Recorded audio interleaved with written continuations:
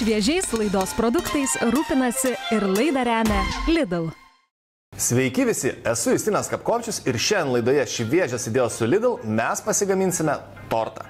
Į virtuvinį kombainą dedame sausainius. Taip pat į virtuvinį kombainą keliauja ir sviestas. Triname viską iki vientisos masės. Torto skardą patiesiame su sviestiniu popieriumi ir išberiame trupinius.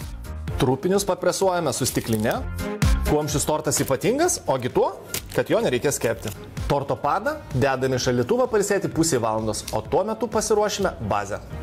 Nusilupame kivius, į virtuvinį kombainą beriame anakardžio riešutus, pilame cukraus pudrą, dedame kivius, pilame kokosų pieną, paskutinis komponentas kreminis sūris.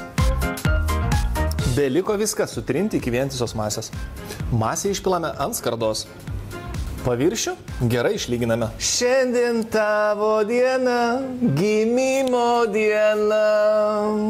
Mūsų tortas praktiškai paruoštas, belieka papuošti kiviais. Kivius susipjaustome ir išdėliojame ant torto paviršiaus.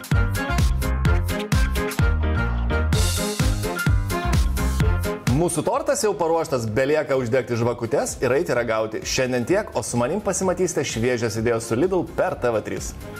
Šviežiais laidos produktais rūpinasi ir laidą remia Lidl.